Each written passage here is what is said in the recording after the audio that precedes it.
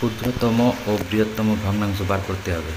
দেখো, আমরা জানি ভগ্নাংশের উপরের অংশটা থাকে লব আর নিচের অংশটা থাকে হর, কিন্তু এখানে দেখো লব হচ্ছে 1/2 আর হর হচ্ছে 1/4। তাহলে এটাকে আমি সিম্পলিফাই কীভাবে করব, যে 1/2 যেটা রয়েছে নিচে রয়েছে 1/4, এটাকে যখন আমি সিম্পলিফাই করছি তখন লিখছি 1/2 গুণ চিহ্ন দিয়ে এই যে 1/4 রয়েছে এটা হয়ে যাবে 4/1। ঠিক পরেরটাও সেই রকম 2/3 লিখব, আর নিচে যেটা রয়েছে 2/5 সেটা উল্টে যাবে, 5/2 হয়ে যাবে। তারপরেরটার 3/4 গুণ 5/3, তারপরে 4/5 গুণ 7/4। এরপর দেখো এখানে 4 4 কেটে যাচ্ছে, 3 3 কেটে যাচ্ছে, 2 2 কেটে যাচ্ছে, আর 2কে 2 দিয়ে কাটলাম 4কে, রইল 2। তাহলে এখানে আমরা লিখতে পারি 2 5/3 5/4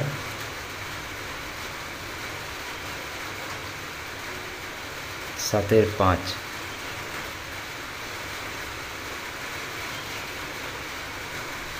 এরপরে দেখো এই যে আমরা 4টে ভগ্নাংশ পেলাম,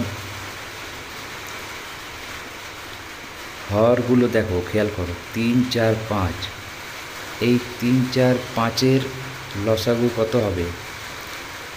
60।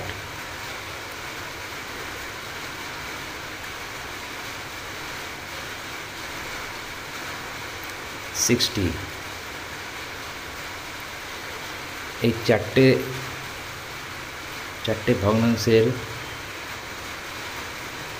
হর যদি আমি 60 করে দিই বা 60 করে দিই, সেখান থেকেই আমি বার করতে পারবো কোনটা বৃহত্তম কোনটা ক্ষুদ্রতম। এবার দেখো 2 যে রয়েছে, 2টাকে আমি কীভাবে লিখতে পারি?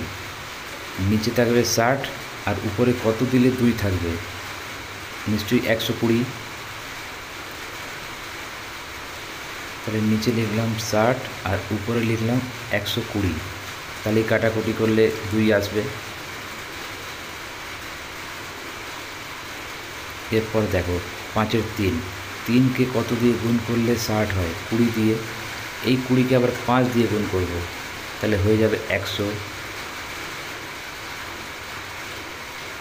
তারপরেরটা 4কে কত দিয়ে গুণ করলে 60 হয়? 15 দিয়ে। এই 15কে আবার 5 দিয়ে গুণ করব, হবে 75। তারপরেরটা নিচে যে 5 রয়েছে, কত দিয়ে গুণ করলে 60 হয়? 12 দিয়ে। এই 12কে আবার 7 দিয়ে গুণ করব, 84। তাহলে নিচের হর সমান হয়ে গেল। তাহলে আমরা নিশ্চয়ই দেখতে পাচ্ছি এখানে সবচেয়ে ক্ষুদ্রতম হচ্ছে 75/60, এটা হচ্ছে ক্ষুদ্রতম, আর বৃহত্তম হচ্ছে 120/60।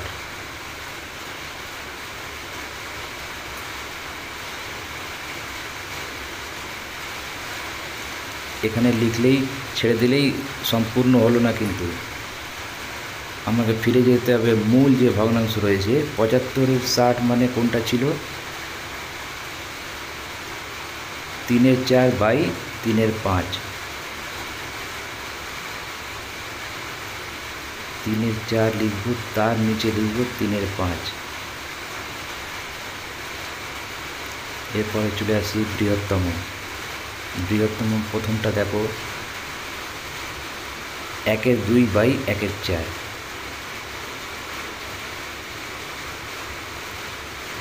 1/2 লিখলাম, তার নিচে 1/4।